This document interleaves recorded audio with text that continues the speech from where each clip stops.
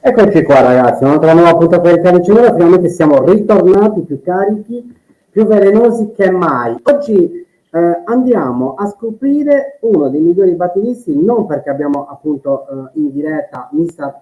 Richard Schill, ma ho sempre pensato perché grazie a lui di Shining hanno creato due o tre capolavori veramente allucinanti. Quindi ragazzi oggi preparatevi, mi raccomando, seguite bene la diretta perché veramente ci sarà tanto da dire. Non si parlerà solo di Shiny, si parlerà anche della sua ultima band, dell'altra band precedente, si parlerà di batteria, si parlerà di peli, piatti, doppio pedale, tempi sedicesimi, E tutte le cose che ci piacciono a noi batteristi amici e ovviamente vi ringraziamo come sempre per vi ringraziamo sempre per seguirci. Questa settimana abbiamo dovuto un attimo spostare delle dirette, ma vi ricordiamo l'appuntamento di domani con i Mayhem. Niente poco di meno che finalmente, porca troia, i Mayhem con però amici, senza indugiare oltre, chiamiamo in diretta e adesso parlerò in inglese per fargli capire che sta per entrare in diretta. So guys, without further ado, I will call and announce the guest of tonight, and welcome, warm welcome to Richard Schill from the Unguided. Welcome Richard to the show, and for us a great honor to have you here. Okay.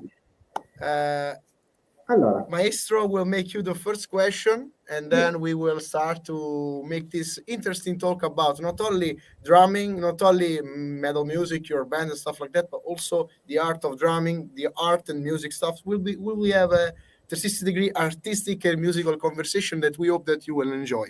But without further ado, of course, guys, make your question to Richard. There is the chat box. We are live on Twitch and Facebook and YouTube, so don't be shy. Make your question and write below. Vai Maestro with the first question. Perfetto. Allora, Richard, quanto è difficile attualmente avere un suono di batteria diverso dagli altri batteristi, anche dal Toco, ad esempio dal China, dal Ride, quindi da questi piatti anche così, diciamo, sofisticati perché tende a dare un sound particolare, ma allo stesso tempo, come descriveresti il tuo modo di suonare la batteria? Quale libro particolarmente complesso andresti a nominare? Okay, so the first question, it's a little bit tough because it's something that it's about the way of sound and the way of getting your own signature sound. So the maestro is asking you your way to find it, and what's your opinion about the fact that usually new drummers, the new, let's call it new way of drumming, is like copy paste of each other, and finding someone that has his own way is something that is really rare nowadays, because I don't know, from the way of record the drums today, it's different than some years ago. So I want to ask you not only your own way to get your signature sound, but also your use of the symbols. In his opinion, is very elegant. So the China, the FX symbol, and stuff like that. So the main core of the question is, what is your way to be yourself and express yourself on the drum kit? Yeah, all right. Nice question. First of all, I am 50% left-handed and 50% right-handed. So I have to split my kit up. So I have my toms the wrong way, like a left-handed. But I have two floor toms on both, one floor tom on both sides. So I can play both left-handed and right-handed. And I've been doing that all my life, actually. Started in really early days in my career. And I think I always have to figure out how I want to do a certain fill, because I can't do it like a right-handed drummer. So I have to make up a way to do it left-handed sometimes. Depends on what music I play, actually. So yeah, but otherwise I'm self-taught drummer. I have had some lessons when I was younger, but most of my metal drumming is self-taught. So Yeah, and I've listened to amazing drummers like Bobby Arthombeck from Halford, and a lot of Derek Roddy in the early days. So yeah, I think those two was my biggest drum heroes back in the days. And yeah, when I started playing in Shining, I had to like be a little bit more laid back because we have the soft parts and then we have the more aggressive fast parts also. So I don't think about my playing that much.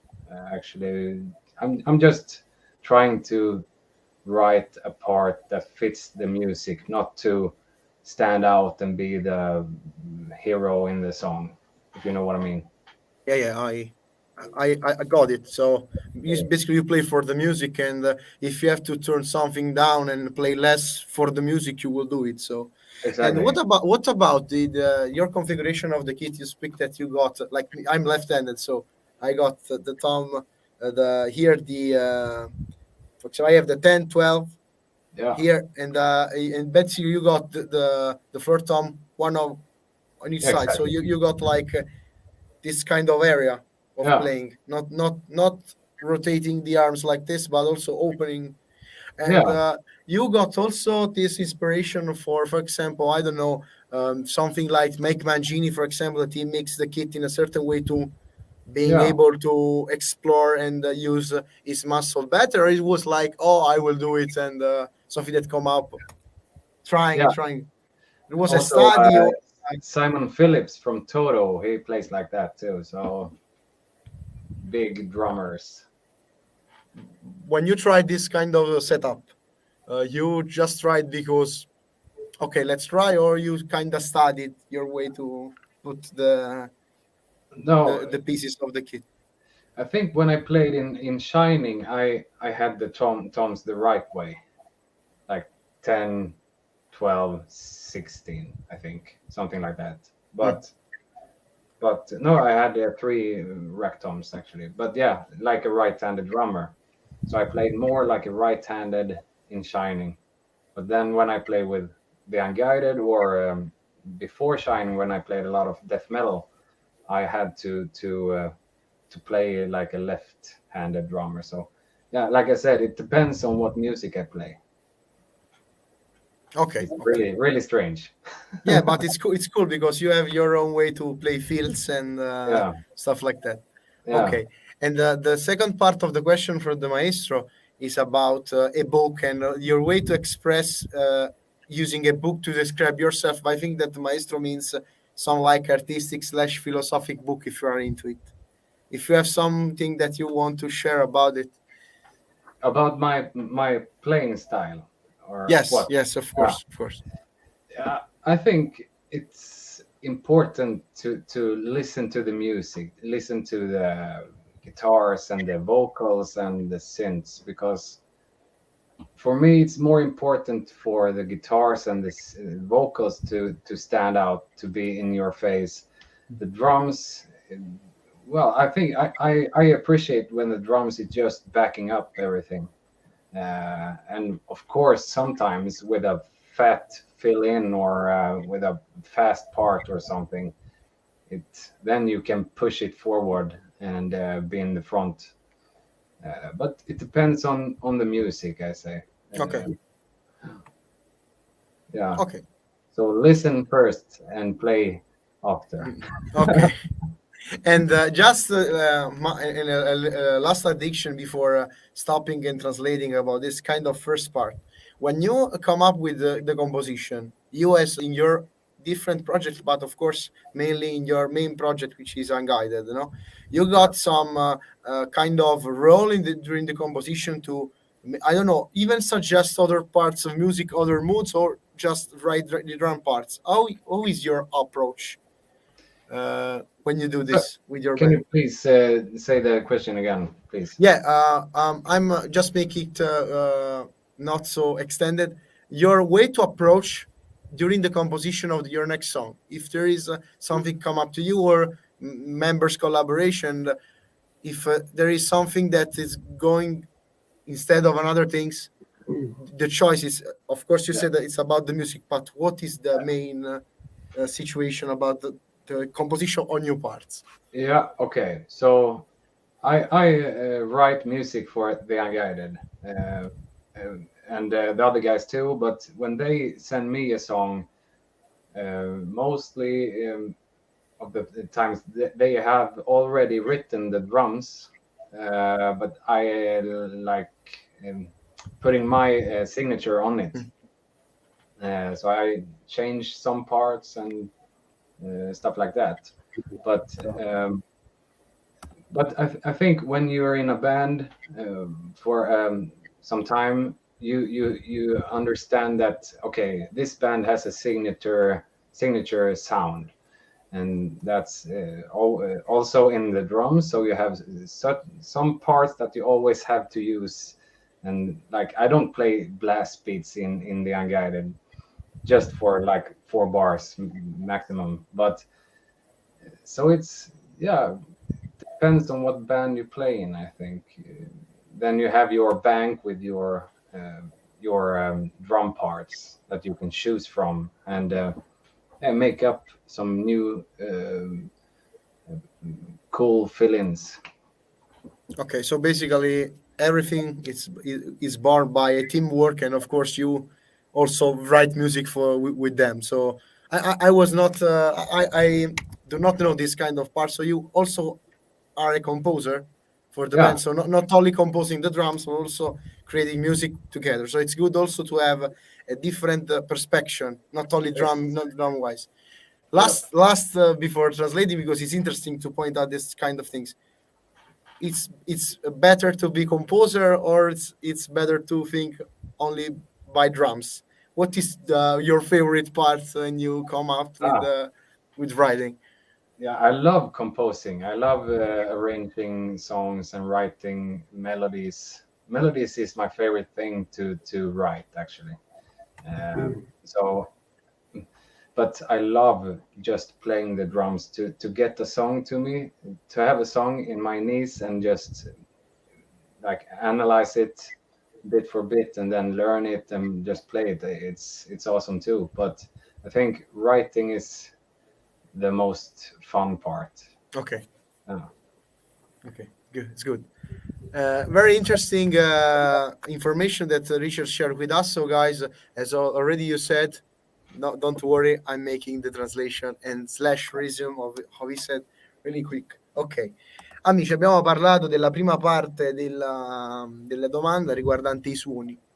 E quindi abbiamo parlato del suo modo di suonare, che come ben sappiamo il maestro lo conosce maggiormente per il lavoro negli Shining. Io lo conosco per gli Unguided. Diciamo black metal, si può dire Shining, no? Maestro? Perché per me sono sempre stati molto variegati. Black metal, death metal melodico, insomma, generi più melodici. E alla fine la sua unicità l'abbiamo riscontrata anche quando, per esempio, se n'è andato dagli Shining, quindi abbiamo visto secondo me un calo di creatività nelle parti di batteria. Sono anche d'accordo col maestro. Abbiamo parlato del suo modo di ricercare il suono. Lui parte dal modo banale, che è quello di come disporre i pezzi. I pezzi lui dispone i tom in maniera diversa, i timpani li mette ai lati in modo tale che crea una sorta di spazio aperto, in modo tale che fa dei movimenti aperti, non ruota solo il busto verso un lato. Questo lo rende molto creativo, e poi dice che comunque dipende dalle band, insomma, perché comunque per esempio con gli Unguided, che fanno un genere un po' più melodico di cui io non sapevo, lui è anche un compositore, quindi sì, fa una sorta di melodic death metal con un po' di groove, un po' di parti, ma sono molto belli, maestro, se te li consiglio di ascoltarli, se non li conosci ovviamente. La sua parte viene coinvolta anche nella scrittura, quindi non solo c'ha una situazione di scrittore di musica, quindi compositore di melodie, ma anche di batterista. Quindi di solito, come abbiamo sempre detto, è una teamwork quello che si fa di composizione, e lui di solito ha anche diciamo una sorta, lui l'ha chiamato una sorta di banco di cioè banco di groove già fatti, perché comunque gli Unguided hanno un loro modo di esprimersi, che comunque vengono da una formazione vecchia, che comunque sono musicisti molto navigati, e quindi per esempio lui suona pochi blast beat con gli Unguided, ma lo fa diversamente con altri gruppi. Il suo modo di suonare è autodidatta nel quanto riguarda il metal, e dice che praticamente il fatto di non aver avuto grosse lezioni sul metal lo fa esprimere in una maniera un po' magari più libera. E poi abbiamo parlato dei suoni, dell'eleganza del suono, di tutto quello che si mette e il modo in cui si esprime il suono. Quindi fondamentalmente ci abbiamo fatto capire come lui suona non per sovrastare gli altri, ma suona per la musica. Infatti ha anche detto che spesse volte la batteria suona di meno di quanto dovrebbe suonare, proprio per esaltare le parti di chitarra che sono la cosa principale. Detto ciò, maestro, io come sempre, come abbiamo fatto fino adesso, lascio sempre a te le domande, io faccio delle aggiunte in modo tale da fare un discorso bello ampio, perché comunque ci sono tante cose che vogliamo chiedere stasera a Richard. So, again, maestro, another question, and I will make some addition and stuff like that. Vai, maestro. Con la maglia bannabile. Alessandro. Okay. Allora, quindi Richard con appunto di The Unguided uscì nel 2020 il disco Fater Shadow sotto la Napalm Records. Quanto questo disco sono state importantissime sia la parte batteristica, quindi pattern senza blast beat, quindi quelli più tranquilli, quelli più sognanti, quelli più evocativi di Richard, nel combaciare la tastiera di Roger. Quanto queste melodie riescono a portare delle stagioni, ma anche delle frasi poetiche che ancora forse non sono state scritte, ma grazie alla vostra musica volevate appunto scrivere una nuova poesia. Okay, so Richard, the maestro is asking you about your latest record with Unguided, 2020 Father Shadow, yes, Father Shadow, from Maple Records, of course. Yeah, really appreciated your way to approach the music, but also your way to play with the keyboard player. So the keyboard part and the drumming part. In his opinion, those are the best. And he said that he used a metaphor saying it was like a poetry, musical poetry going on before with groove, melodic parts, aggressive parts, all together, just like something that is going or linked together. How was working on this album? And of course, since we know that you are also the composer, so maybe we have to change a little bit the question that was made before. But it's sorry for we have some lack of information from the internet, but it's good to have you here to. What is going on between the aggressive part, the melodic part? We know that, as you said, the Unguided has his own signature sound, but we felt also a little. We felt that listening to the album, a little bit of experimentation, new things going on. Of course. Which is the balancing between the new and the old together, and also, of course, the melody bring from the keyboard, and also the aggressive part from the guitar and drum. How is the? Can you explain about also? Sorry if I interrupt you, but I remember a piece that I missed from the translation of the Maestro. Can you please also share with us a kind of since there is our follower Alessandro, there is always asking things like that. Can you share with us your inspiration when it comes to writing, from what you are from what you are expiring? So your inspiration from what came from, and also if you have to pick a season, winter, fall, summer, spring, that can resume the meaning and the sound of this album, which one can be? Okay, cool. Father Shadow was a little bit different from the other albums we have made, because this album we was splitting the songs in three. So I have written 3 songs, and Jonathan has written 3 songs, and Roger has written 3 songs, and so we was quite hard on that point, because we thought we will try this and see what it sounds like, and try to put our Unguided filter on all the songs in the end. So but all the songs was already made, and we had a really good pre mix, like how do you say, what's the name, premix on the songs. So you mean the pre-production, the way before? Okay, exactly. okay. A really good pre-production, because Jonathan is a really good producer. He works with that, so he mixed a lot of other bands. So we used him for that, and so all the songs was already made when we got into a studio. So I spent, I think, 4 days or something. I recorded all the songs. Some songs was more like in the moment we changed some parts and extended some parts and stuff. I think that's how you usually do. I think, but yeah, and the keyboards was also already made, so I listened to the keyboards a lot when I listen to the songs and try to figure out how to play the songs.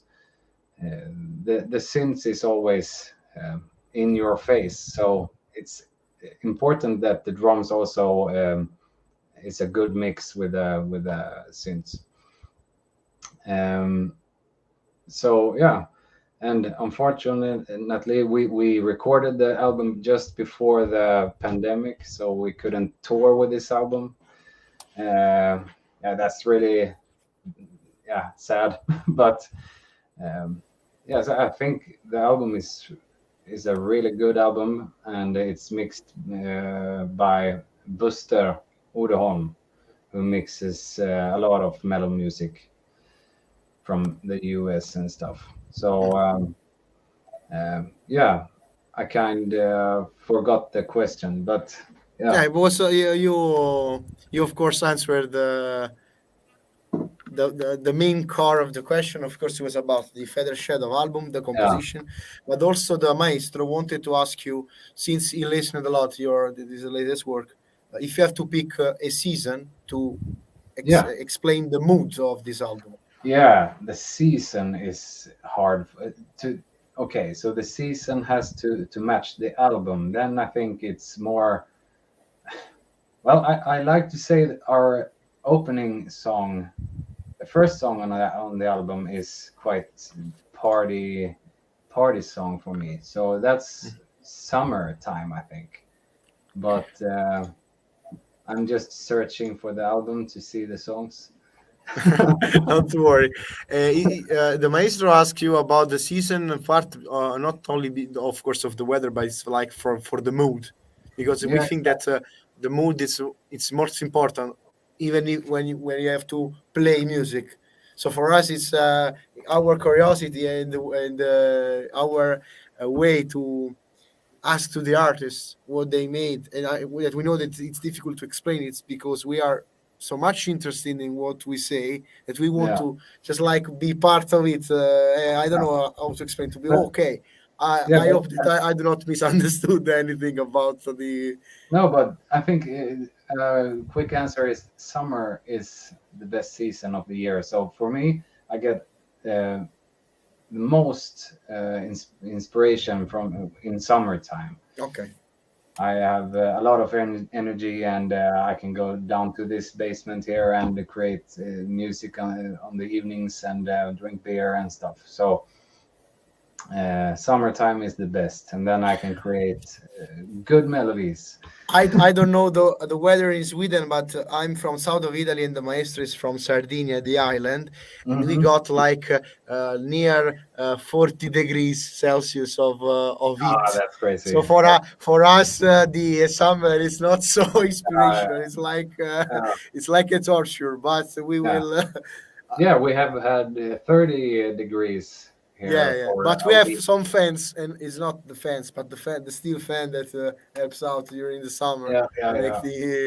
But it's good to have this kind of interpretation from you, and we do not know that the composition was split in 3 songs per each member, and it was great because, as already said, it's not the classic Unguided record, because there is the signature of Unguided, but also a lot of new things that made me play repeats a lot of time. because, for example, of course, my first song was back in the days Phoenix Down, and a lot of evolution was from that kind of Unguided to now.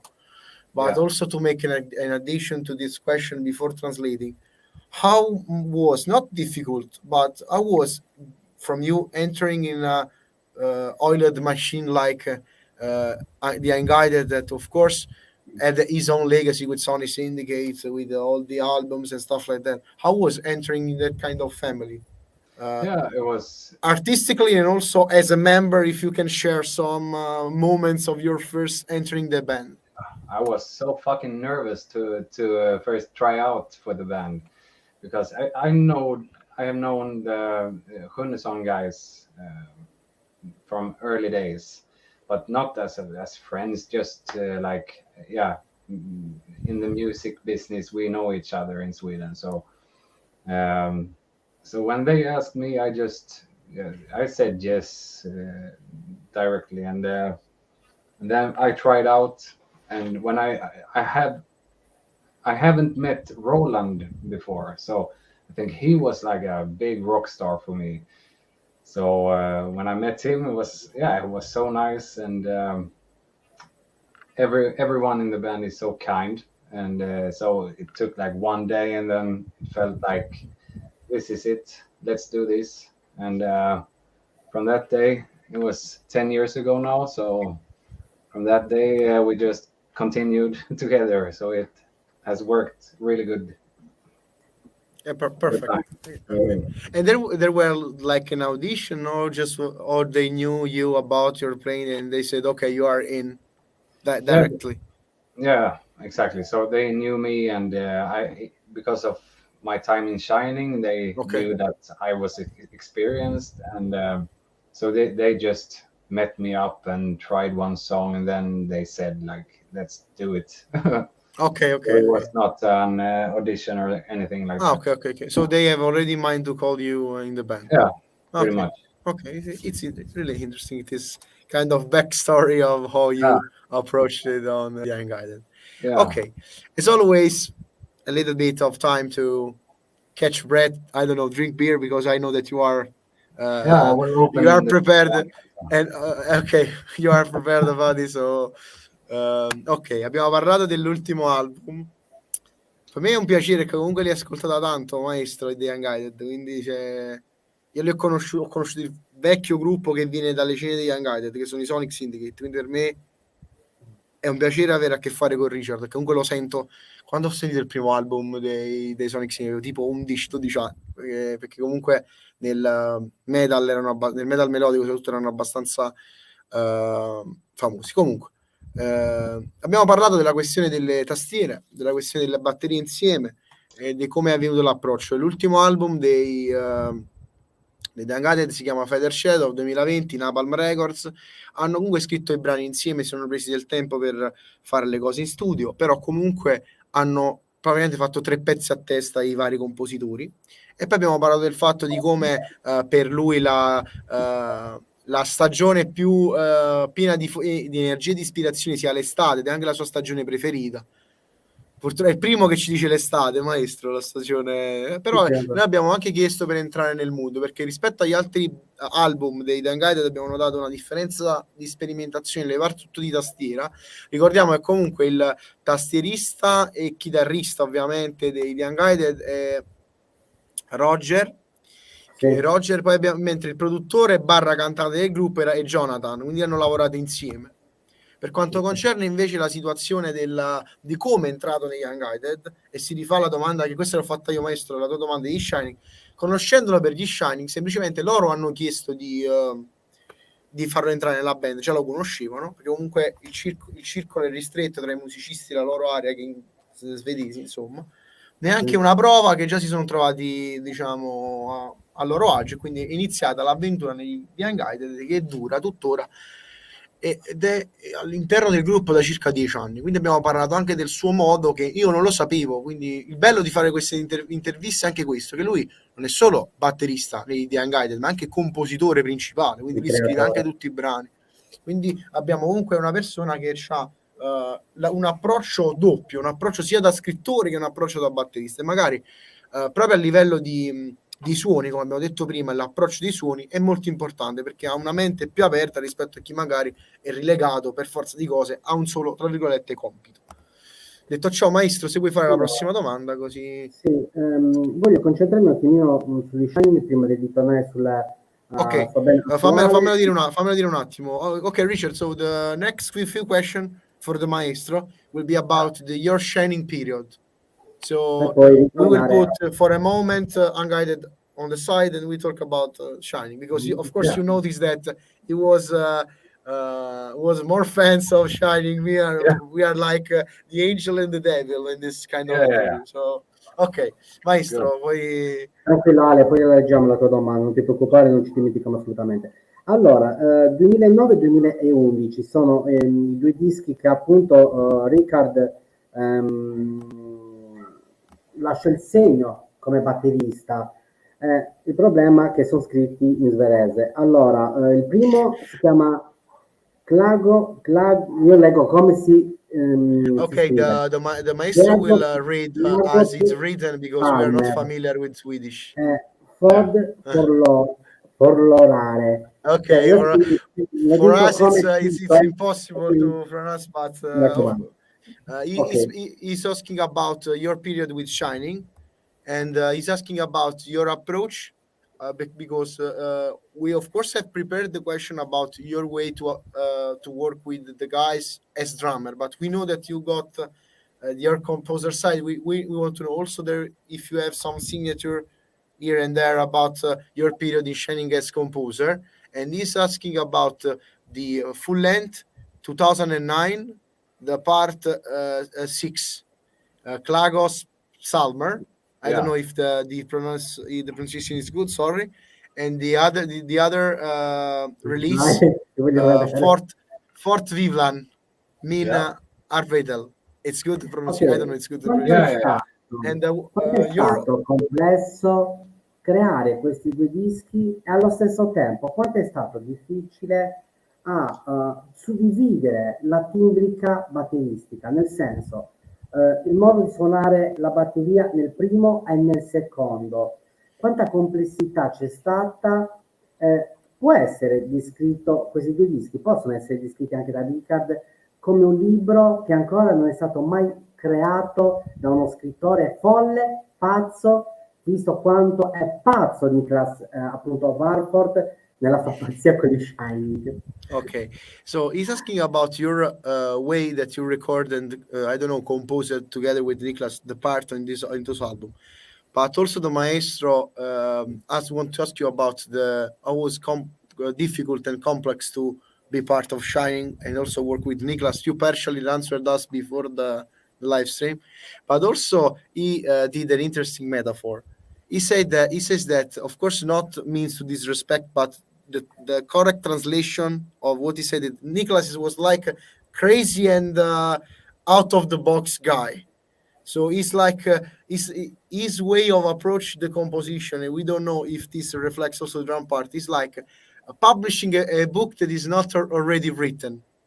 He says like this in Italian. How is the if you have to talk about your period in Shining, the way you work with Niklas, and of course your approach, and if you got some signature of your own stuff here and there, how can you say about that time frame? But in particular, the maestro wants to know the two albums the two releases in particular. Yeah.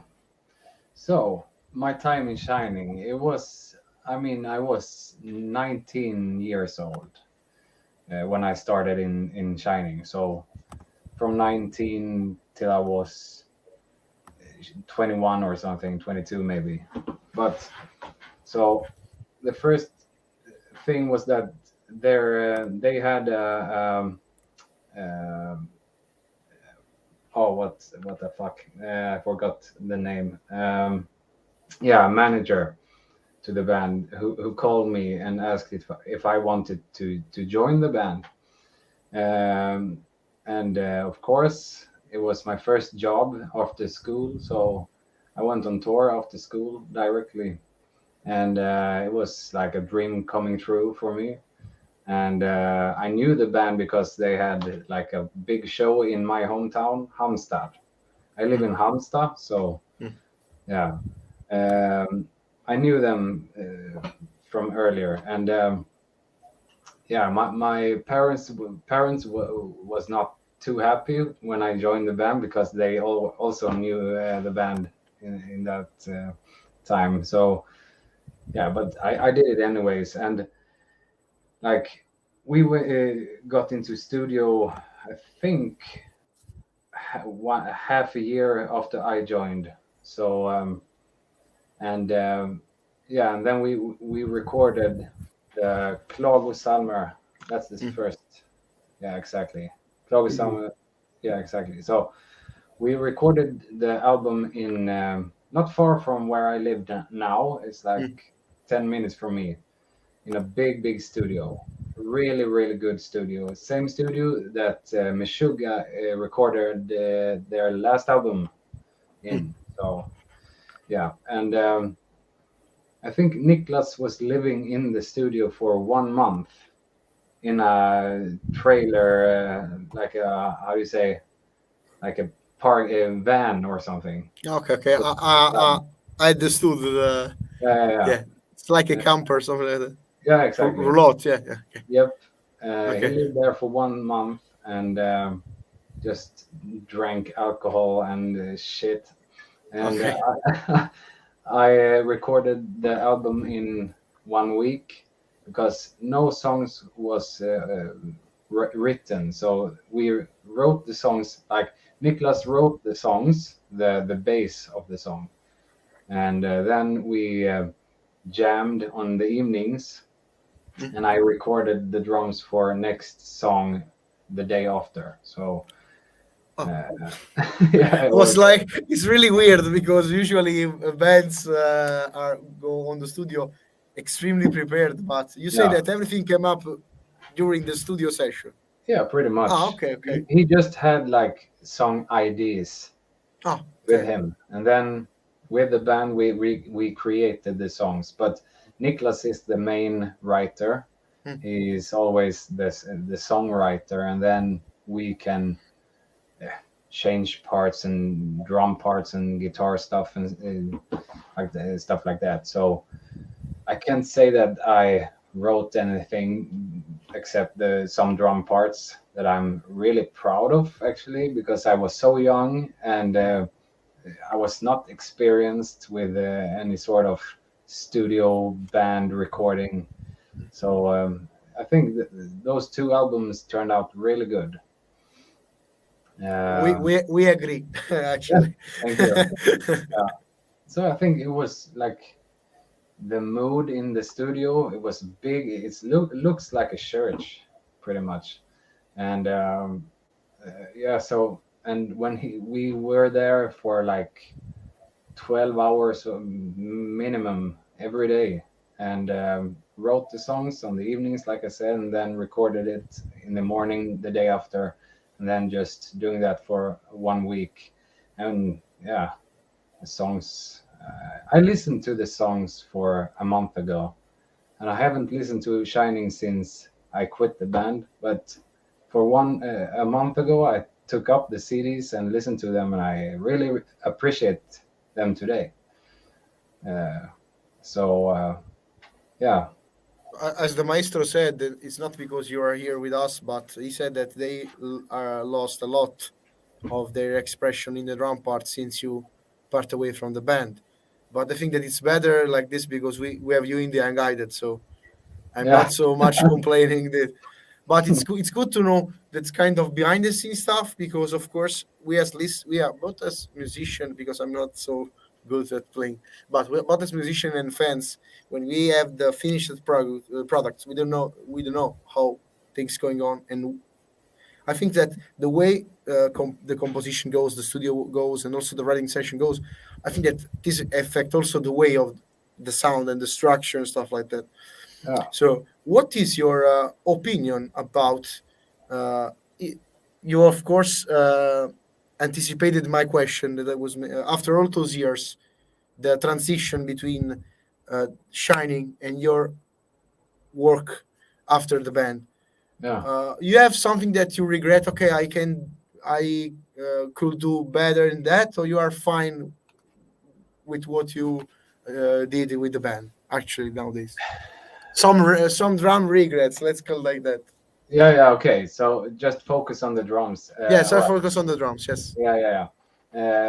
No. Well, I think it's one part in one song. I don't know the name of the song, but it's so fucking fast. It's like a long blast beat part, and I know that part I came back like 1 week later after I was done. I came back to record that part because I can't remember why, but maybe they just came up with an idea that okay, then let's have a big blast beat part here or something. And I came back and I was in a hurry, so I was really I didn't have that much time, so I just set up my drums and just recorded the part. And when I listen to that today, I just hear that it's so I'm in a rush. Okay. I know that. I know what you mean. Yeah. Okay. So maybe that part could have been better done. Ok. But don't worry that we appreciate your work in Shiny. Maestro, prima di andare avanti, leggiamo le domande di Alessandro. So there is just before translating, there is some question from Alessandro. Yeah. That placed some minutes ago. He's asking about if you listen something beyond metal, outside metal, your favorite artist. And the second part, always from Alessandro, is it's difficult question. You have only one choice. What bands or musician you put as the best of metal music in your opinion? The best band or the best musician? And he said, yeah, I know that it's tough. Only one choice, Richard, have to make about this. Yeah. So do you want me to answer the first one first? Yeah. Yes. You can answer both together if you want. Yeah. Then I have to see the first question. Okay.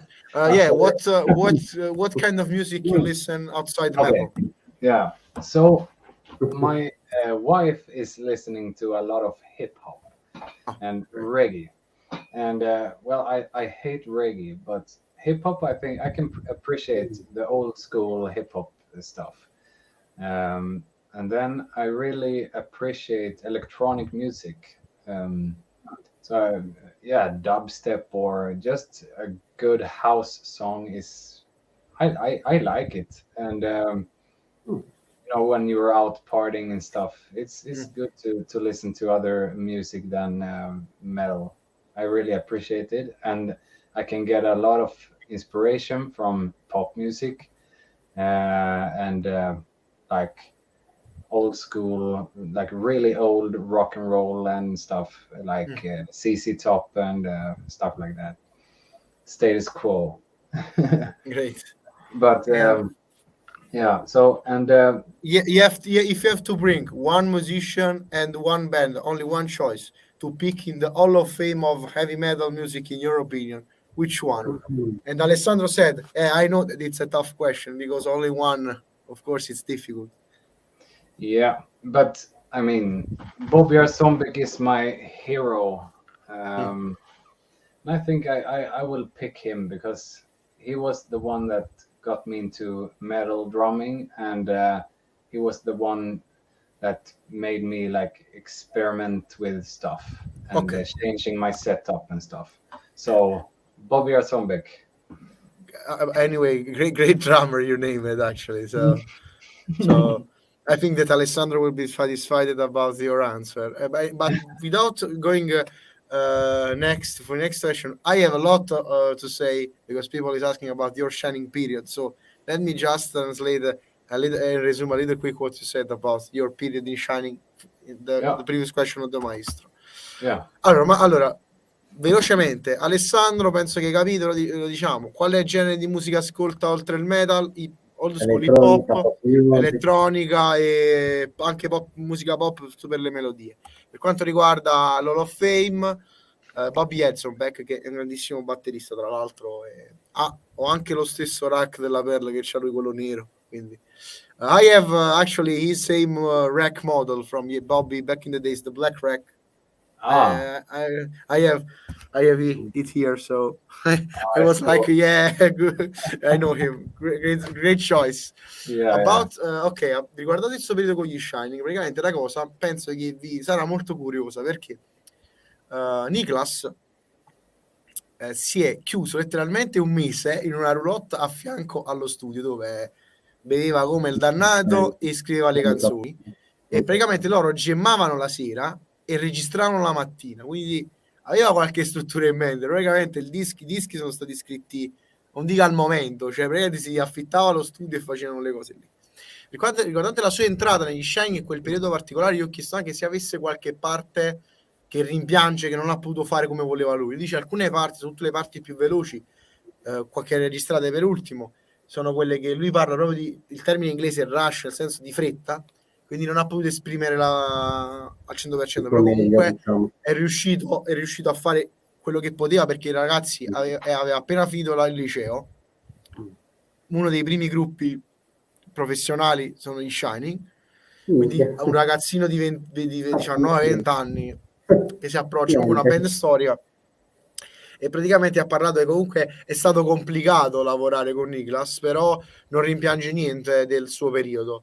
E lui non è il tipo, è un po' come me, non è il tipo che si ascolta molto, però dice che quando gli abbiamo chiesto l'intervista ha rimesso i CD degli Shining, li ha riascoltati e li ha apprezzati, quindi il lavoro che ha fatto non è stato vano, anche se lui è molto autocritico, gli è piaciuto questa cosa.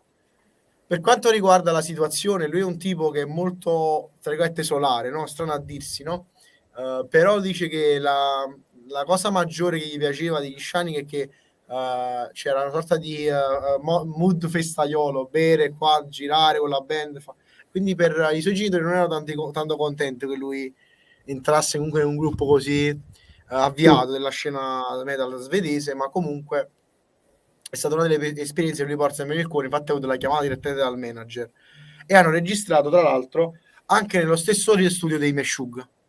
Quindi poi ha dato anche un nome particolare di un producer svedese che io, ragazzi, non so pronunciare, non mi vedete, non lo pronuncerò, però vi ricordo appunto per questo che c'è il pulsante CC su YouTube e su Facebook, quindi potete seguire. Io faccio sempre il riassunto, ragazzi, come vi ringrazio che me lo richiedete anche fuori onda eccetera, però ovviamente vi rimando sempre ai sottotitoli automatici, quindi per non perdere. Okay, Richard, I was making a reminder to the guys that are following us, because I try to resume and translate everything you say, but a little bit quicker because we want to ask you more questions. Yeah. And there is a kind of button on also for the international fans of Il Calice Nero on both on YouTube and Facebook, automated translated things that appears on screen.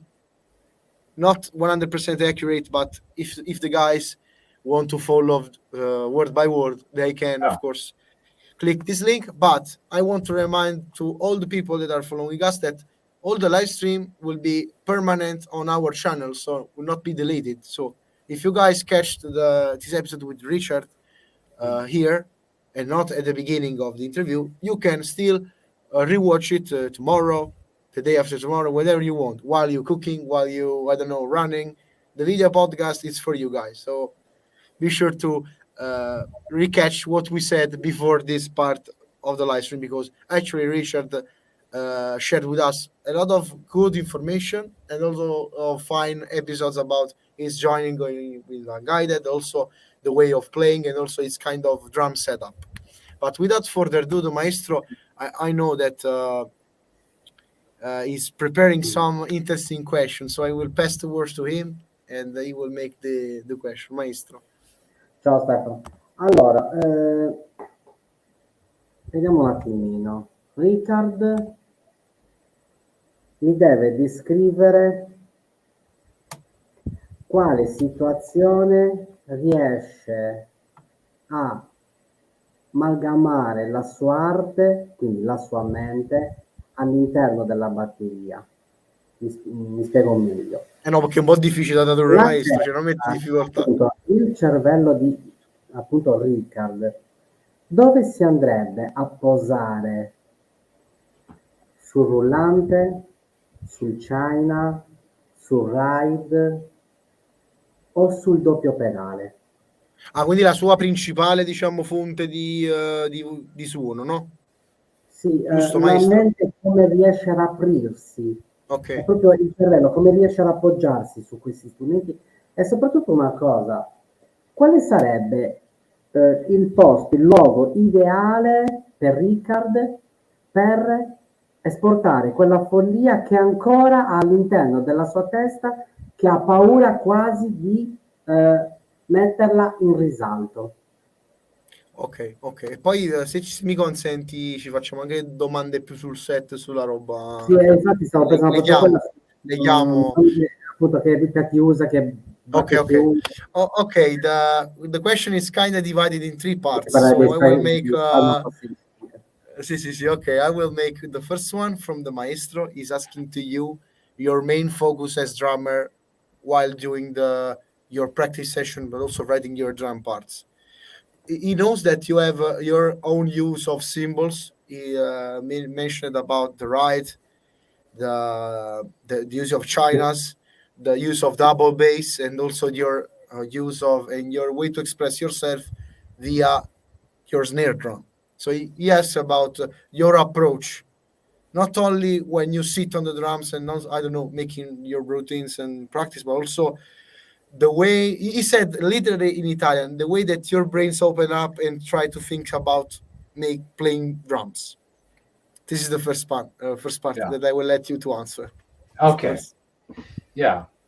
So about my approach, I think I need to feel the song first of all. Like I said, mentioned earlier, but I have to feel the song, and then it must feel naturally to my body, like in my hands and stuff.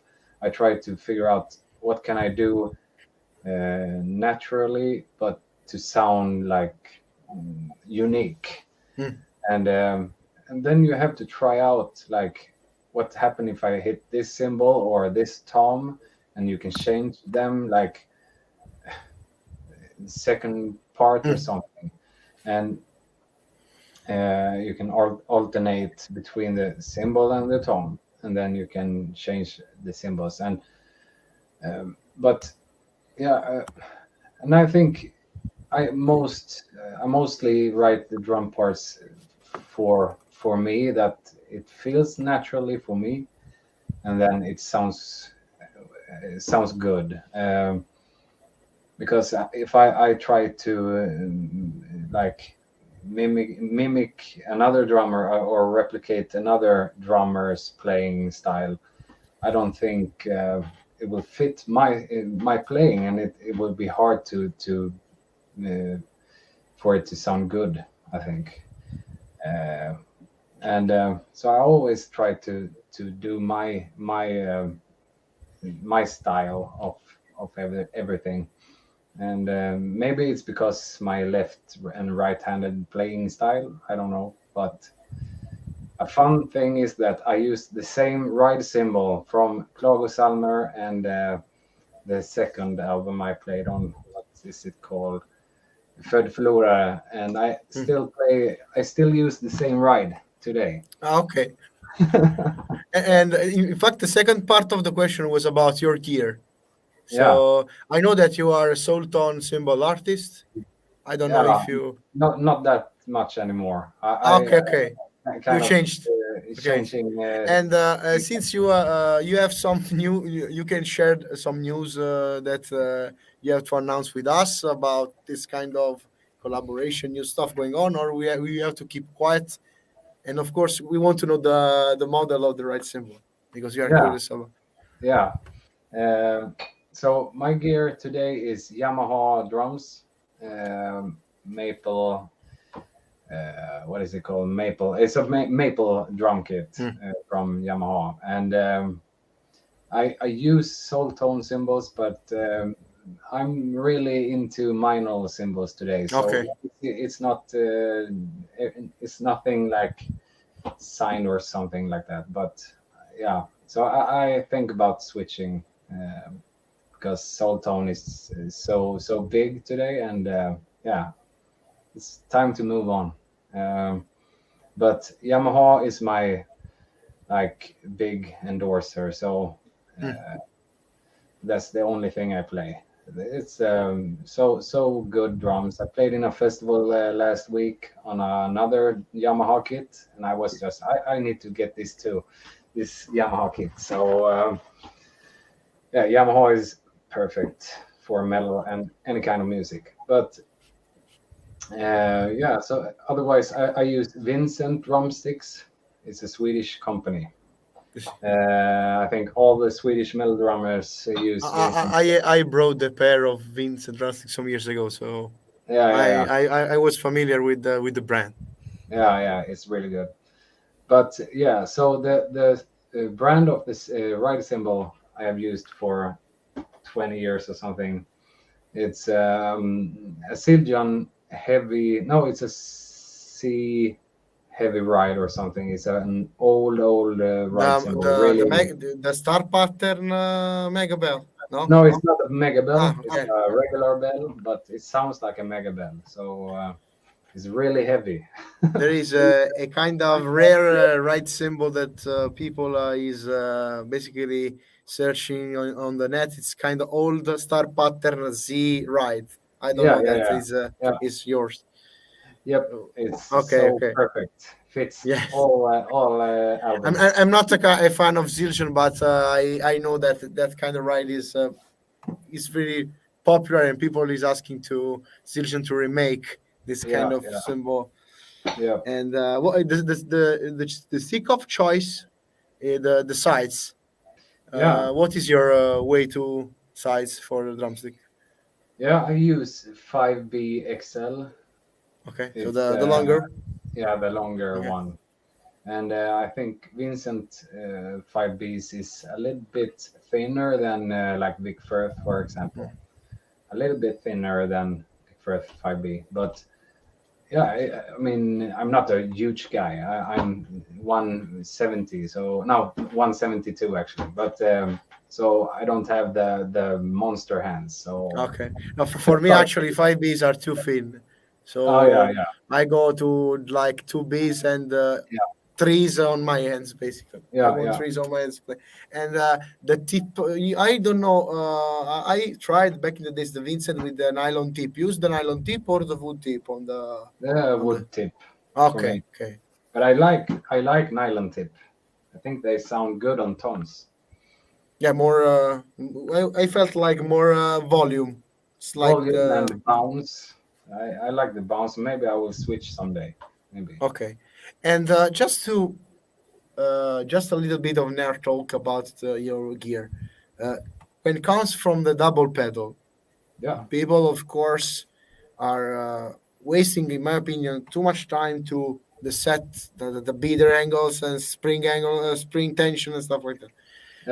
You always use a Yamaha pedal. You got your own pedal, and what is your philosophy behind the double pedal drumming? Soprattutto che marca usa di doppio pedale? E di pedale l'ho chiesto. Ah, ok, sono curioso. Yeah, so I used to play Axis back in the days with Shining and with all the death metal stuff I've done, and then I switched to Pearl. What is it? Demon drives. Okay. Always direct drive. Yeah, exactly. Okay. And direct drive, yes. And then I got the Yamaha, the new like direct drive Yamaha pedals, and I have played with them sometime. And then, but the Demon drives is so good for me because they like the left pedal is really fucked up, and I'm used to play with the left fucked up left pedal. So I think when I play live, I used to play. I always take the Demon drives with me actually. And you got the chance to try the new pedals from Yamaha, that one with chrome plate. Yeah.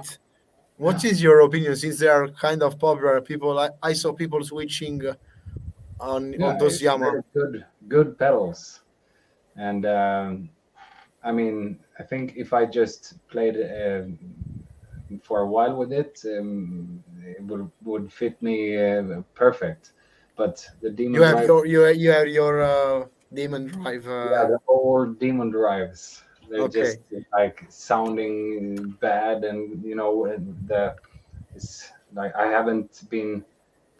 haven't taken care of the pedal, so it's really bad. Yeah, it's like that whole car that we use every day till Yeah. it's okay. But Yeah. if it's good, if it's not broken, why fix it? Just like Exactly. that. I have that same philosophy behind the drum gear. In fact, I just changed it because why replace it if it's good? So Exactly. I know that.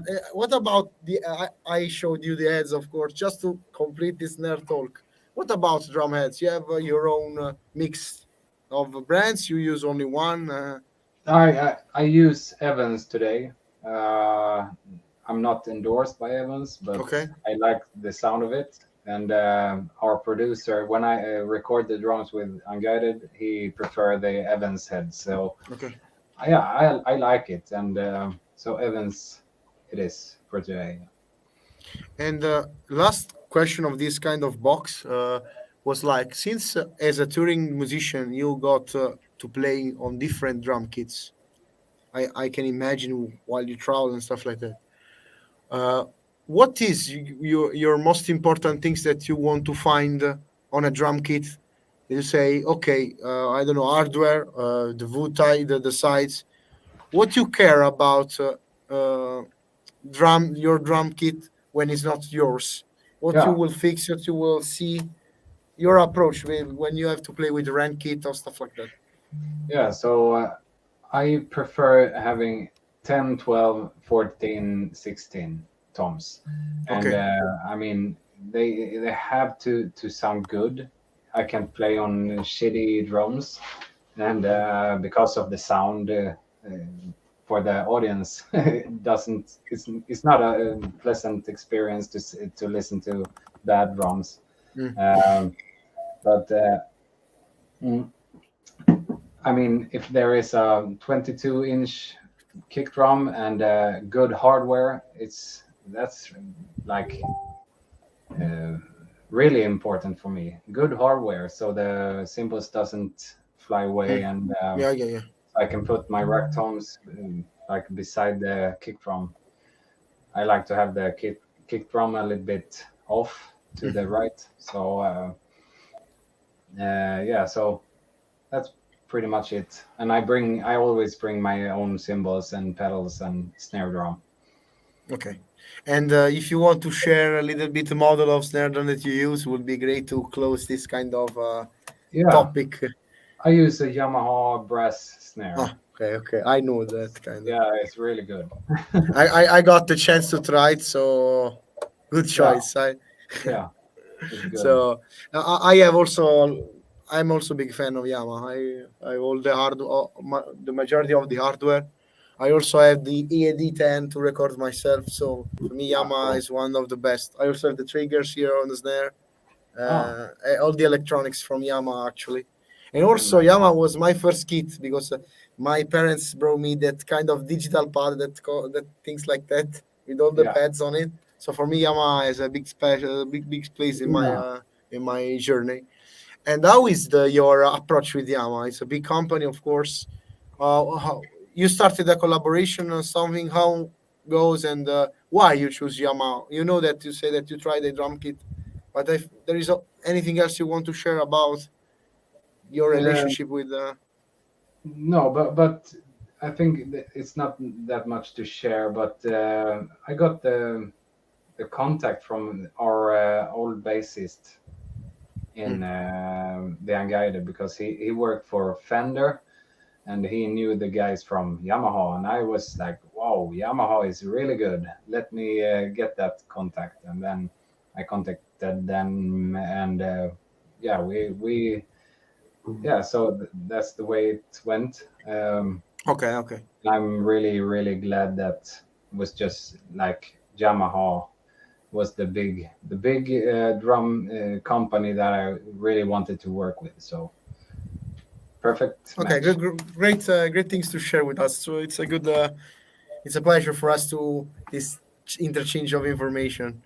And yeah, before we want to ask you, Richard, if you have just like another 10-15 minutes more for Yeah, the it's last okay. question. Okay. Yeah, In case you are not, we can cut it and make the last one. no problem. I'm Okay, on vacation, so it's okay for me. Okay, just the time to translate a little bit, and we got the last two questions for you. And again, I know that I'm repeating myself too much, but thanks for your time. I really appreciate it for us to have you here Thank you on the guys for podcast. having me.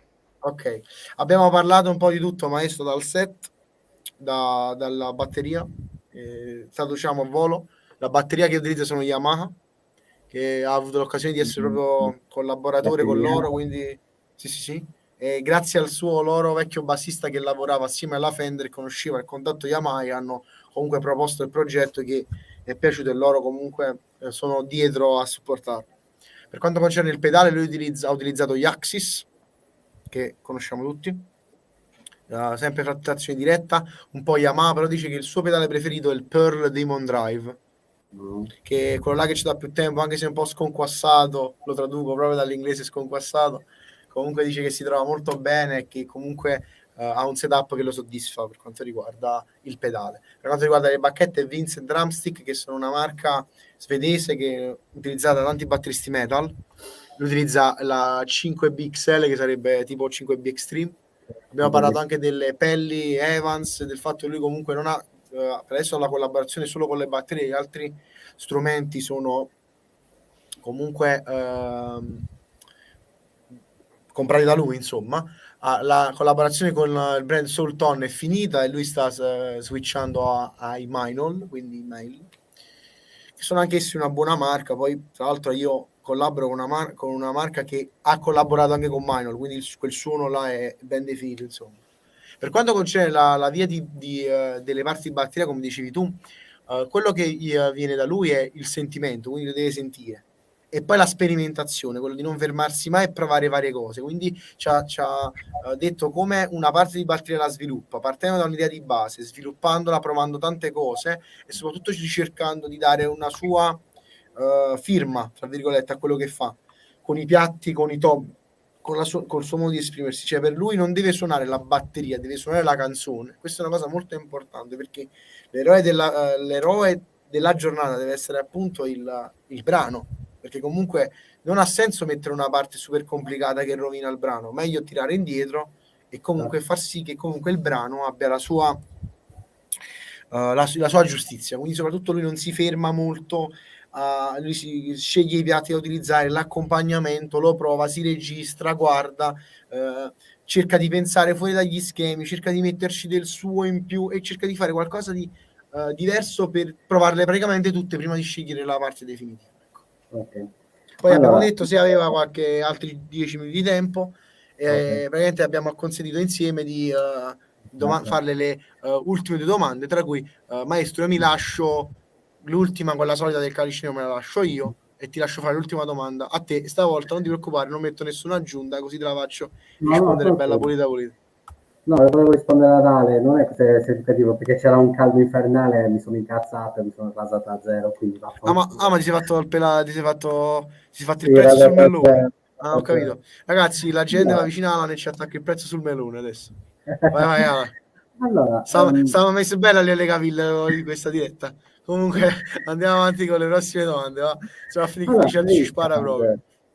Non abbiamo parlato di piatti, di marche, di misure. Sì, l'ha parlato, l'ha detto che... però quali sono i piatti più complessi nel suonare? Non quelli che suoni, quelli più complessi, tipo Istanbul, tipo Zivian, sono dei piatti complessi nel suonare, proprio come appunto anche la bacchetta, come quando picchia lo squillo, quindi quello squillo ruvido, ma anche quello squillo elegante, perché visto che ascolta pop music, visto che ascolta elettronica, può esserci un giorno da parte di Richard un progetto di musica elettronica con la batteria, ma allo stesso tempo immergersi in una nuova situazione con un sax, un violino, una viola. Okay, okay. Richard, his question is about the way of playing. In fact, he makes some comparison between some brands, Istanbul, Zildjian, the way that you play can affect, of course, the vibration of the cymbal. Since we talked about your way of playing, and he asked you about your opinion and approach about it. And he also said, the second part of the question, if you as your answer to Alessandro just some minutes ago, your way of playing can be also expressed if you have in mind to express yourself in another kind of music style. You have in mind to, I don't know, create a side project with a different genre. As you are also a composer, he also makes some examples with violin, saxophone, stuff like that. If I do, if Yeah, I do, if you do, yeah. I used to create some electronic music 5 years ago or something. I was really into that kind of shit. But you is released something that you made, or No, I didn't. okay, okay. I have some few songs on my computer, but maybe a good day I bring them up and complete them. Maybe. Okay, okay. And about the first part of the question, sorry if we speak a lot, but we are Italians, no? Yeah, no problem. About the way of playing a cymbal, the way of approach the cymbal, the swing, Yeah. What do you think that is important to to make the vibration and stuff? Your approach on playing cymbals. Wow, that's a good and hard question, because I don't try to hit the cymbals the right way or something like that, because I always getting told when I'm in the studio, the producers always says that, shit, man, this cymbal sounds so good when you play on them, and I don't know why, because I just hit the fucking cymbals. Okay. So maybe that's a gift. Maybe. Okay. So, Okay. like I said, I got some drum lessons earlier, like early days, but I mean, I play on a completely different level today. So, yeah, I think it's a gift, maybe. We can say it from the by listening the music, the way. Also when we watch the video, the way of smashing the cymbals, not like the rudeness was like, I saw, for example, in one frame of the clip of set was like the swing on the on the main crash, and I Yeah. saw like the vibration was like something like this. So it was great. It was great. Actually, I'm trying to screw the screw quite tight, so the cymbal is not that loose. Okay. So yeah, but it's not like really stiff either. So it's kind Okay. mid stiff. But when I hit it, it's always flipped back. So when I hit it again, it's in the same position like the Okay. first hit. So I think that's important for me to have oh fuck me. This beer is Consistency. exactly. Okay, great, got it. Yeah. Yeah, we are talking not in our mother tongue, so we try to compensate what Yeah. we think and what we say. But I Okay. think yeah, that works for me if the cymbal is quite tight. Actually, there is a company in Italy. I don't know the name. Sorry, that made a kind of add-on to the cymbal stand that made exactly what you said. Yeah. A kind of things that applied on the on the stand and make the cymbal when you hit just return to the initial position to have the full body to Yeah. not to hit the cymbal while it's swinging. It's just like Exactly. ta. Yeah. So it's you do this like naturally. So for Yeah. this reason, I think that not only the maestro but also reading on the net about your drumming, people always put on top of the notch your way to express yourself via the symbols. Yeah. So it's not something from only from us. Something that people are noticing. I don't know if you were aware of it, but now Uh, you are aware. Now you are. I really appreciate it. Okay.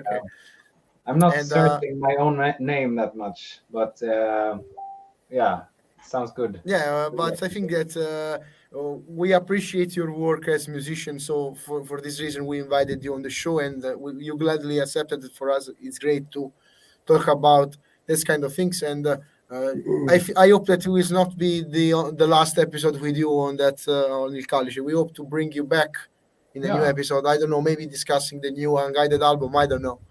So Good. the open for us from us are always open, and for us it's a pleasure to make this kind of chat, because we want to make this kind of virtual thing a real thing. So make people to be curious about the music and support the music in a certain way, because without you, we are there is not, without an artist and music, there is no label, there is no artist, there is no drummers, there is no printed scene, there is no magazine. So we want to focus on the music and the way of play. Yeah. I know that maybe the question are different, but we try to make a useful discussion, not with our guests, but also with the people, to create something different.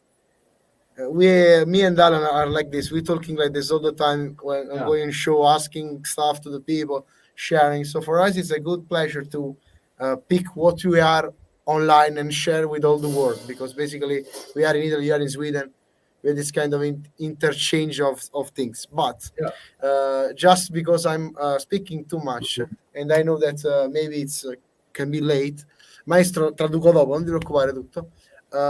I will want to make the last question of the night. Make you, of course, leave and enjoy the rest of the evening, and I will translate it afterwards when you leave the show. So just to not wait for me. As a video podcast here, Il Calice Nero in English is the Black Calice. We always ask people something like that. A calice can be something ritualistic, esoteric, serious, but also something that you share with friends, drink with friends, stay with friends, go to the show, the conviviality, stay with people. So, which is, since you are also the composer of the Unguided too, in your opinion, which is the perfect drink to represent the music of the Unguided? Ma anche come batterista all'inizio, And also the perfect drink to represent you as a drummer. Beer. Oh, always beer. No beer. If you want to change, because of course you can imagine. I have to say something about the beer. It's not okay. a usual like. Okay. Let me zoom in. Let me zoom in. Okay. Yeah, but okay. I have not. Well, let me show you this here. Wait.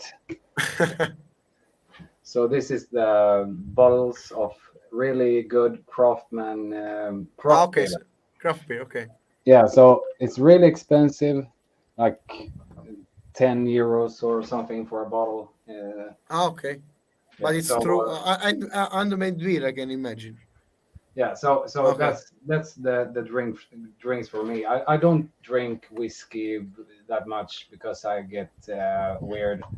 So beer and wine I really appreciate, and champagne and stuff. But okay. So if I can choose beer, then I have to choose wine, red wine. Okay. Yeah. Okay. I don't know if you are familiar with Italian wine. You will be satisfied about it. Yeah. I love Italian wine. I love Spanish wines also. Okay. We hope, Richard, to catch you soon in Italy with your bands. I don't know if you have something cooking about touring that you can share with us. Di venire in Sardegna, mi raccomando, fai un fischio. The Maestro invites you directly on Sardinia Island if you want. They got the red wine, really strong red wine called Cannona, which means a cannon. So you need to try it. You need to try it. Sounds good. Send me an invite and I will figure something out and come down and visit. Okay, tomorrow there is a plane for you. Sorry, joking. Of course, Alessandro, thanks you for being with us. And, if you want to share something to the guys that follow the Calice Nero, if you have something cooking from Italian fans of Unguided, as always, we leave a free space to our guests. to share the last opinion before ending the episode. Yeah, so it would be a dream to come down to Italy and play and see you guys, and just keep real, do your stuff, do whatever you want, and just stay metal or anything else. Okay, perfect. Per tutta la tua carriera, We Richard. of course, guys, follow Mai. the Unguided Richard on social media and catch the dates. And we hope that as soon as the guys announce their gig in Italy, we try with everything possible to make it, because usually the metal gigs are from Rome to the north. We are on the south, so basically we have a lot to travel, but it's worth it. Always is worth it to travel to music. So thanks, Richard, again. A big hug from Italy. In bocca al lupo da parte mia per tutta la sua carriera appunto artistica, e di non mollare mai, perché è veramente un gran batterista, ma non perché è qua, perché l'ho sempre pensato. For Maestro send you a lot of positive vibe for your musical career, your family, and stuff like that. Say that us, for him and for us, you are a good drummer, and we shared a lot of things tonight that can be useful also to people that are approaching to the music, because we talk about the sound, the way of playing and stuff like that. We hope to have you again here, and basically, Richard, thank you very much for being part of Calice Nero. And without further ado, have a nice rest of the night, and a big hug from Italy, and see you next time. Take care. Ok, ragazzi, abbiamo parlato con Richard dei Unguided, è stato anche negli Shining, è stato anche in altre band come i Michael Laps, Firefox 8, Spain of Possession. Sì, esatto. Abbiamo parlato un po' della musica in generale, della batteria. La parte che abbiamo parlato era riguardante il suono dei piatti, no? Abbiamo non solo noi come fan, ma anche, scusate, altre persone hanno notato che comunque il suono dei piatti di Richard è molto pieno. Questo perché lui utilizza una tecnica, ve lo faccio vedere a volo con un piatto qua, così spieghiamo meglio. Quindi abbiamo anche i piatti in diretta. Ok, quindi intanto salutiamo Gabriele perché abbiamo i drill. Praticamente lui mette il piatto in una maniera tale, vedi, abbiamo anche la dimostrazione in diretta, che la farfalla praticamente non è tanto tesa, ma non è, cioè non è tanto avvitata, ma non è tanto avvitata, ma non è. Sì, ma lui fa in modo che il piatto, quando viene colpito, non fa come questa, come potete vedere, tanta corsa, ma fa questo movimento. Quindi ritorna subito in posizione. Adesso ve lo faccio con le dita, perché comunque il suono, come potete vedere, il suono si disperde. Invece lui facendo così, lui praticamente ottiene sempre il suono pieno dal piatto praticamente, e quindi fa questo movimento qua. Anche un brand italiano ha fatto un accessorio per permettere questo fatto di, ovviamente non si muove a scatto, ragazzi, però fa in modo che il piatto ritorna sempre nella posizione iniziale. Tant'è vero che il modo corretto per suonare i piatti è di fare un movimento dall'interno verso l'esterno, così. Però ovviamente il piatto quando vibra non si ottiene mai il suono pieno, perché più abbiamo superficie di contatto con questo movimento, più il suono è potente, più vibra. E lui fa in modo di mettere quest'asta con questa angolazione, in modo tale che il piatto comunque abbia sempre il suono potente principale. E quindi la situazione è che comunque ha un suono di piatti bello importante. Detto ciò, ragazzi, questo piatto, scusate, a me piacciono, quindi salutiamo Gabriele che ci sta seguendo, di Ril e di Anarca, che abbiamo anche intervistato in una delle prime puntate del Calice Nero a marzo, mi sembra. Quindi ne ha parlato anche, in realtà ne ha parlato anche lui riguardante il suono dei piatti, il modo di colpirli, eccetera. Quindi Richard, abbiamo trovato, diciamo, due scuole di pensiero che combaciano tra un product specialist e un artista. Quindi se volete avere altre informazioni riguardanti i piatti e questo modo, il modo di suonare per ottenere il suono migliore, che comunque, ragazzi, è una cosa che viene colpita, quindi giustamente un conto è colpirla piena, diciamo, a collo pieno, un conto è colpirla mentre fa comunque un movimento ondulatorio, quindi la loro situazione di prendere il suono maggiore del piatto. Ne parla anche Gabriele, ma mi sono ricordato, nella seconda parte dell'intervista, quindi se voi volete cliccare andate un po' più verso la fine, quando facciamo vedere i piatti, Gabriele ne parla proprio del modo di suonare, che anche questo è importante, e lui ha parlato anche di questa situazione del provare, del fare, però dice che non è che lo ha studiato come cosa, per lui è naturale. I piatti Zigen e Istanbul. Lui aveva un ride Gildian che ha utilizzato con gli Shining, che sarebbe quello lì, la serie dovrebbe essere la serie Z, quello lì diciamo con la marcatura delle martellature a forma di stella, infatti viene chiamato Star Pattern Ride praticamente. Tra l'altro concordiamo anche con Alessandro, Spawn of Possession, bella band, io ragazzi lo conosco maggiormente per il lavoro di Unguided, perché come ben sapete, essendo fan del melodic death metal, loro comunque fanno questo, però il loro melodic death metal magari è un po' troppo melodico forse per i gusti di Alan, però secondo me sono anche molto belli perché sono sfiziosi, sperimentano molto con le tastiere, hanno pezzi più catchy, pezzi più complessi, è un bel gruppo. E tra l'altro lui ha parlato del fatto anche che la moglie suona, infatti tipo il reggae, la moglie fa ascoltare il reggae che a lui non piace, il pop, e a proposito della tipa la moglie, l'ho visto. No, ma se vedete il video di set ci sta una parte dove praticamente tutte le mogli prendono il posto dei ragazzi a suonare, e proprio c'è la parte la moglie pure suona la batteria proprio, quindi diciamo che è una famiglia di musicisti. E invece la Istanbul cosa ha detto? Allora, lui non ha parlato molto della Istanbul perché sta usando la mail. Quindi lui prima usava lui prima usava la Soul Tone, che è una marca diciamo turca, che comunque non è che se la sta passando bene come azienda, quindi è un po'... Ma tanti musicisti black metal, Guarda, la mail ha sempre puntato sui Sabian, sì.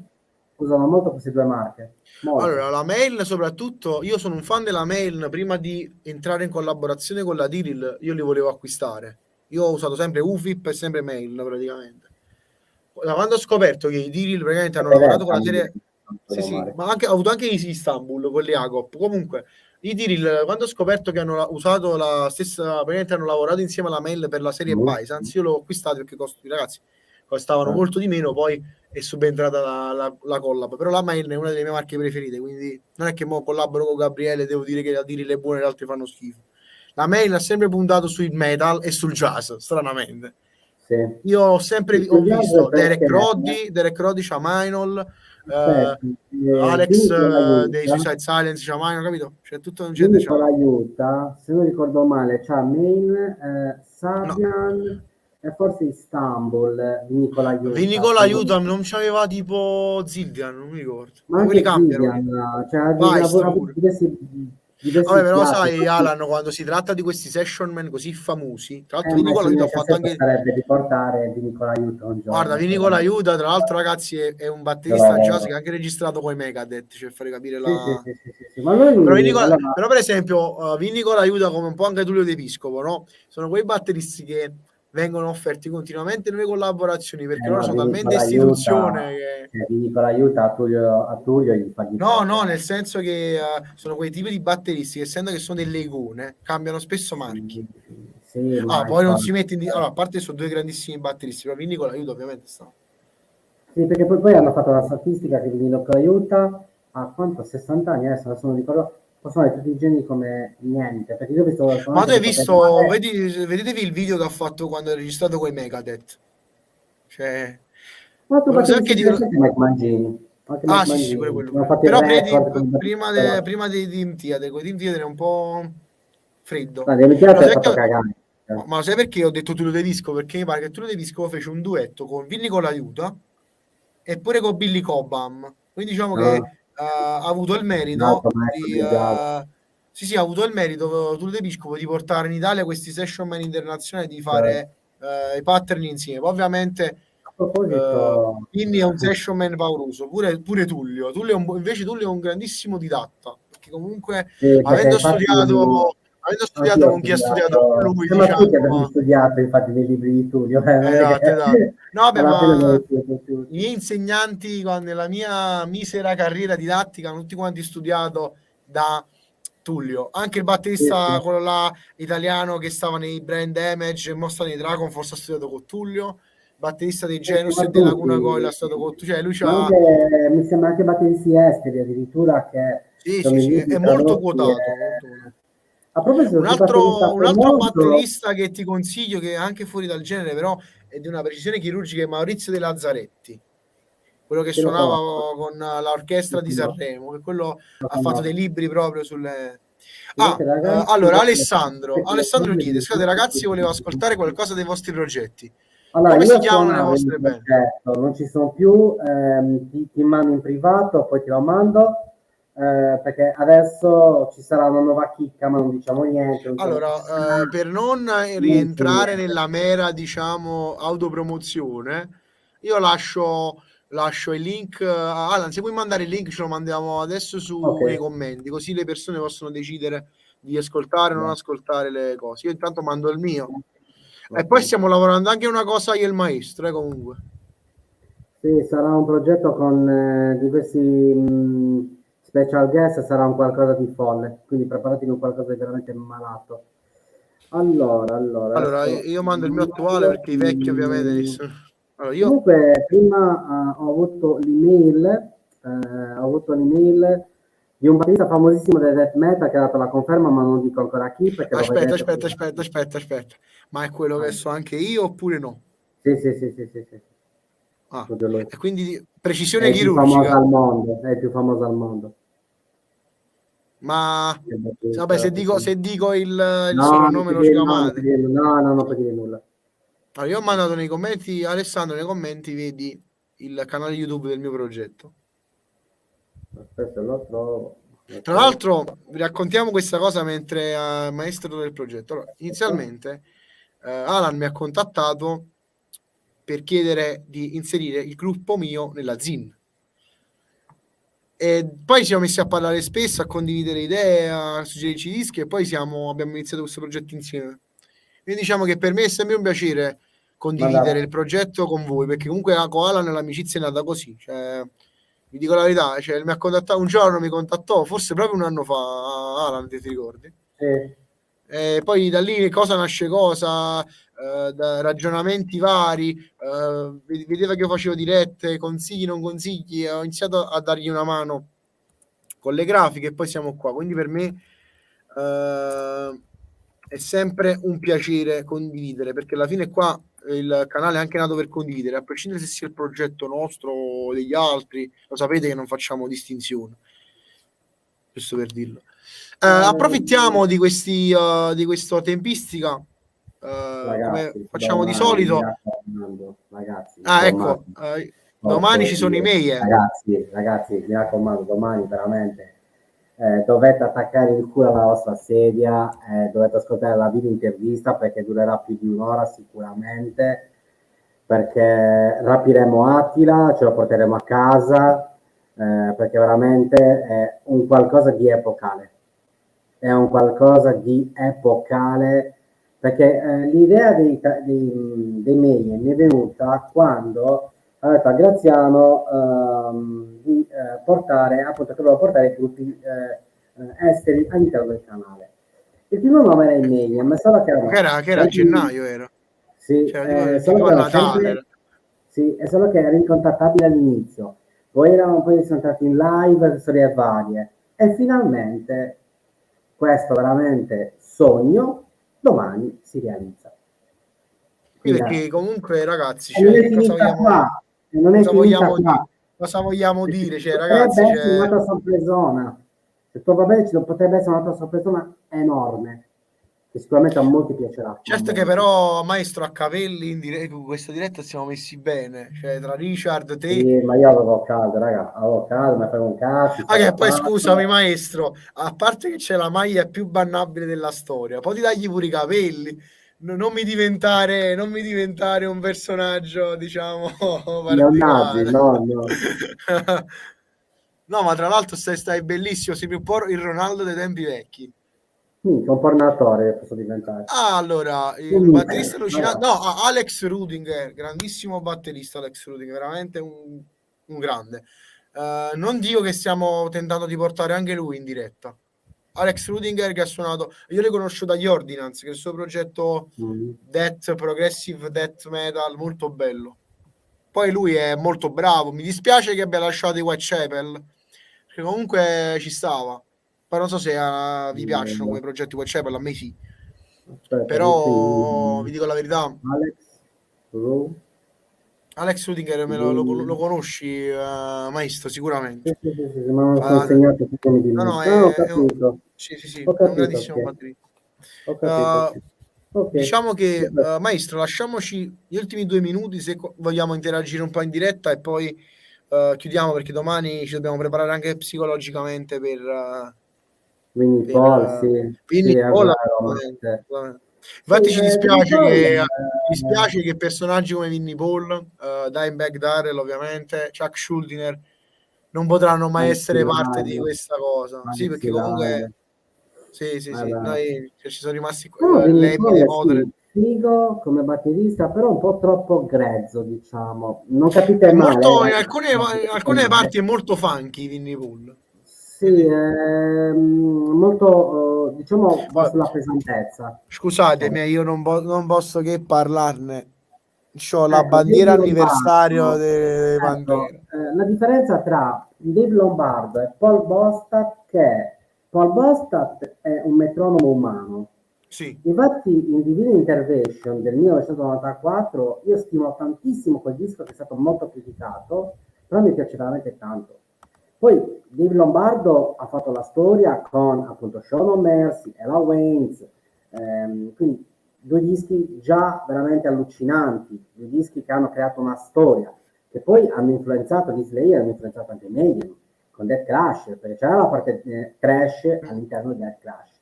Io adoro come disco perché secondo me è il disco più bello che hanno fatto i Mayhem, anche se di Missing di Doom Saturn c'è un capolavoro, Chimera, tantissimi dischi, veramente molto molto forti. Però la differenza è quella che Dave Lombardo riesce ad avere più creatività all'interno dei pattern, perché anche quello che ha fatto con Vivaldi, il meeting con Vivaldi, quella situazione particolare, è molto molto arieggiante come suono di batteria.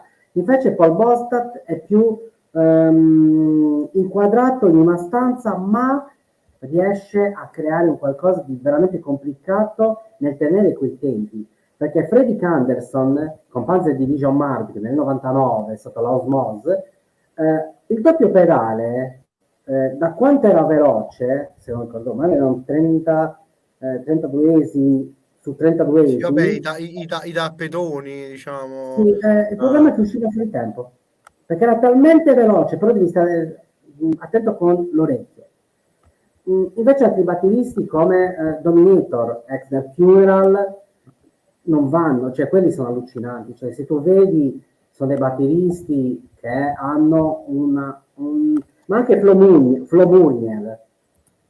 che non dico niente su Flo, Tra l'altro mi sembra che sia stato recentemente il suo compleanno. sì, ma poi è anche in tour, Flo, è anche in tour, Flo Murnier, che io adoro come batterista, perché io la adoro perché veramente è un qualcosa di assurdo. Non posso nominare un altro batterista perché non posso nominarlo. Però anche quello che ha insegnato a Dave Lombardo a suonare la doppia cassa è bravo.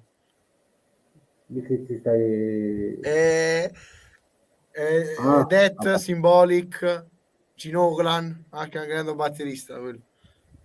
Jane Oglan è un altro che sa come creare arte all'interno dei pattern senza disperdere la sua impronta, senza svendere la sua impronta. Ma poi ce ne sono tanti. Sì, ce ne sono tanti, ma Per anche esempio in Italia ci sta, abbiamo intervistato Rafael per esempio, batterista. Rafael Saini è un batterista molto improntato sull'hardcore. Anche se lo apprezzo pure per quello che ha fatto con gli Isedert. Ha fatto Sì, le ma gli cose esseri belle. sono un gruppo di merda, ma sono i Sì, minchioni. vabbè, ma io l'ascoltavo per la batteria. Sì, no, quello è vero. Poi un altro batterista che mi piace molto è Richard Christie. The Son Richard of Perseverance, Christie, sì. 1998. Vabbè, adesso se diciamo cosa fa Richard Christie ci mettiamo a ridere, però meglio quando suonava. Che tipo assaggiava il vino col culo, che cazzo era? Tipo lessi su Metal Italia. Vabbè, li vogliamo bene, ma pure Sean Reinhardt, scusami. Sì, altro batterista. Invece un batterista che mi ha deluso, lo definisco molto plastificato come suono, Vital Remains, che suono in Heretic. Adesso quello italiano dici? Tim Young. Team Young. A me Tim Young né in Heretic, The Morbid Angel è suono classificato. Invece che Vital Remains veramente spacca. No, beh, dico l'età pure io, Team Young con i Morbid magari ha sofferto No, fatto diciamo, schifo, perché con Morbid Angel ha fatto il schifo. confronto con magari Sandoval, secondo me. Sì, ma Infatti il ragazzo Scott Fuller, che sarà anche nel terzo numero della Zine con l'intervista, è un po' una via di mezzo tra essere moderno e essere old school, diciamo, per i Morbid Angel. Quindi.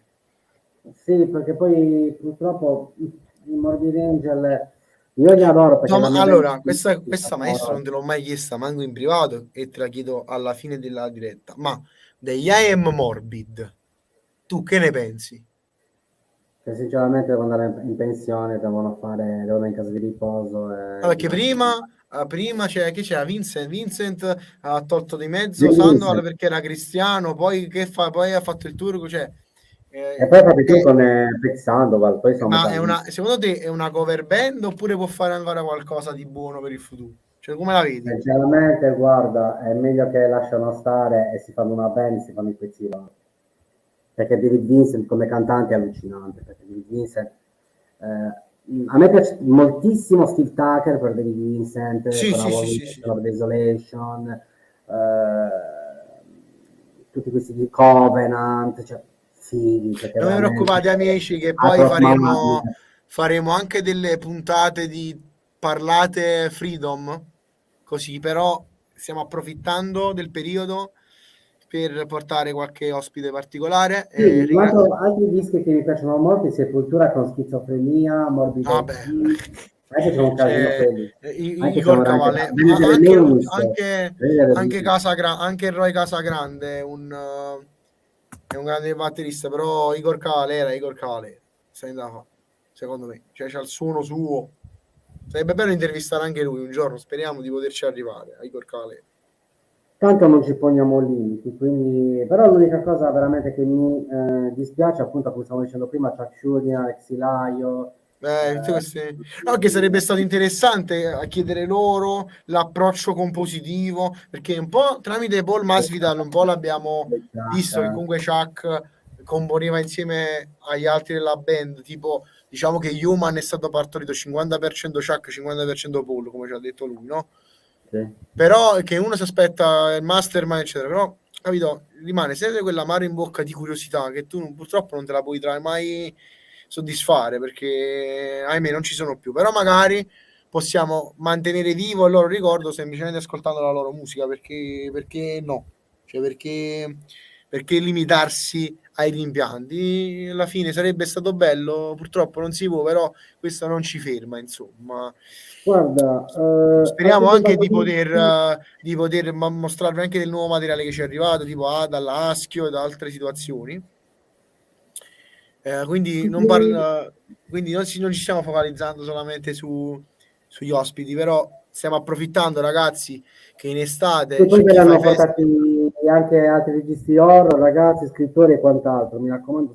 Poi dobbiamo anche fare la nostra prima puntata in collaborazione con l'altro portale che gestisco più filosofico, dove anche Alan c'è, intanto Libere Comunità, sul libro di Giacomo Maria Prati, quella Anarca che ci è arrivato. Quindi sperimenteremo sicuramente con altri formati. Però noi andiamo contro i diktat del giorno d'oggi che vogliono i video editati, tagliati. A noi ci piace parlare, facciamo i video di un'ora, 1:40, cioè pazienza, siamo fatti così. Credo che sia difficile riassumere troppo. E poi il canale vi ringraziamo anche per averci seguito, perché può essere poco, però noi ci teniamo a ringraziare ciascuno di voi, perché abbiamo raggiunto da poco, abbiamo sorpassato i 300 iscritti su YouTube, che non è niente, cioè non è che abbiamo fatto chissà che cosa, per carità, Però per noi che diciamo facciamo un tipo di trasmissione un po' diciamo sui generis, siamo personaggi un po' sui generis, facciamo un formato un po' sui generis, un po' anche contro i moderni algoritmi tra shorts, reel e roba varia. Noi facciamo video di 1 ora e 47, diciamoci la verità. Vi ringraziamo veramente di cuore per il sostegno, e siccome tra l'altro ho incontrato 2 settimane fa Edoardo Di Santo, che salutiamo, batterista di Italia, fortuna. Prima o poi ti romperemo i cazzo anche a te. Tra l'altro c'era anche un saluto che ci mandava il nostro amico Arrogat, no? Sì. Arrogat chiedeva dove è possibile prendere il merchandising del Calice Nero. Il merchandising del Calice Nero è sul sito Endless Fire, endlessfire.bigcartel.com/il Calice Nero. Però se andate sul nostro Facebook c'è la pagina proprio di merchandising, abbiamo messo delle cose nuove. Tra l'altro potete prendere anche l'asciugamanino ricamato con il calice, ci sono le pantofole del calice, siamo un po' divertiti con questo nostro print on demand, insomma. E non è La finita maglia qua, perché l'estate è appena iniziata. Esatto, quindi mi raccomando, se volete sostenere il canale, un like, un commento, l'iscrizione, seguiteci su Twitch, mettete mi piace su Facebook. Se invece volete che portiamo contenuti maggiori, potete anche sostenerci con il nostro merchandising. Tutto viene messo a fondo cassa per questo progetto, quindi per mantenere il programma premium che utilizziamo, che è StreamYard, per mantenere diciamo la situazione andando avanti, e soprattutto lo rimarchiamo e lo ribadiamo più volte, quello di mandarci i vostri progetti alla mail che vedete. Alessandro lo ha fatto, Sì, infatti il che disco poi di verrà Alessandro appunto preso con la video recensione e quant'altro, che non preoccuparti, Ale, interviste e tutto.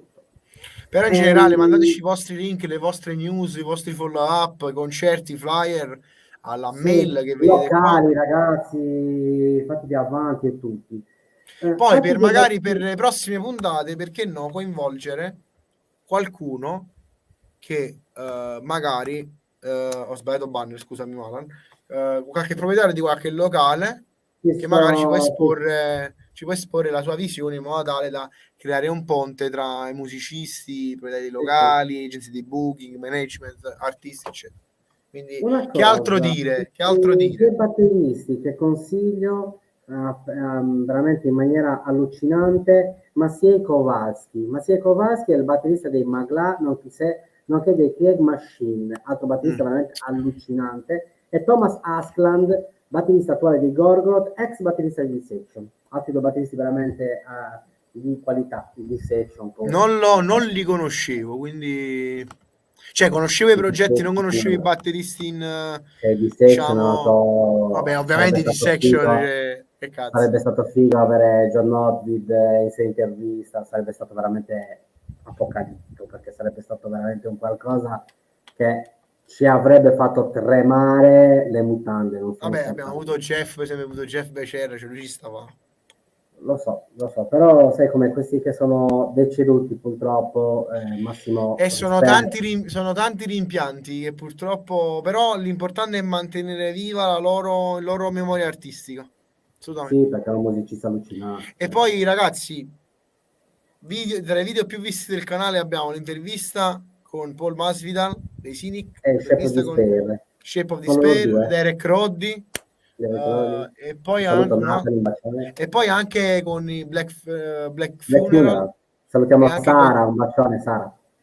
e poi avremo anche puntate che si svilupperanno dalla cultura all'arte, alla musica a 360 gradi. All'esoterismo l'occulto addirittura, con un Poi professore. faremo anche delle puntate un po' più dadaistiche, diciamo. Quindi Sì, sì. abbiamo anche il Duca Piercarlo pronto in pole position per la sua C'è tanta micronazione, roba, il ragazzi, bardo. veramente C'è tanta. tanta roba.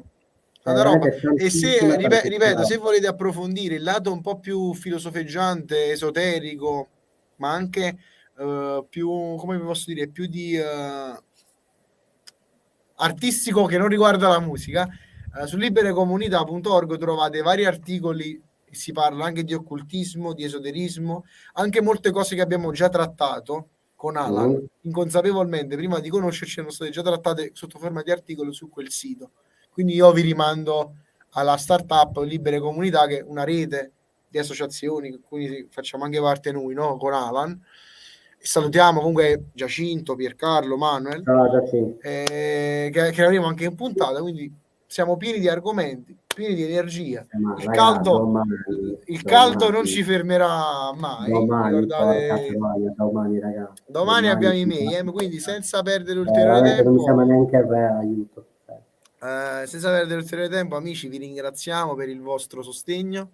E lascio l'epitaffio di questa puntata in full screen, adesso lo metterò al cattivo maestro, e noi ci vediamo alla prossima puntata, che è domani, con i Mayhem. Vai maestro, il palco è tutto per te.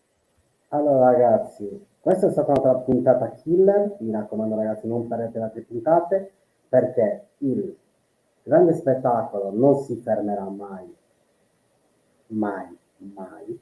La morte vi renderà liberi, il sacro codice d'onore è 0, 0, 0. Buonanotte a tutti amici, un abbraccio da Graziano il Margrave Anarca, Alan il cattivo maestro, alla prossima puntata del Calice Nero. E siccome non li acchiappiamo mai i commenti prima di chiudere, acchiappiamo i commenti prima di chiudere. Aspettiamo a chiudere. Grazie Alessandro, un abbraccio a tutti quelli che seguono il Calice Nero dal giorno 1, ma anche a te che ci stai seguendo solo da adesso. Grazie mille per il vostro sostegno. Grazie a tutti, buonanotte, un abbraccio.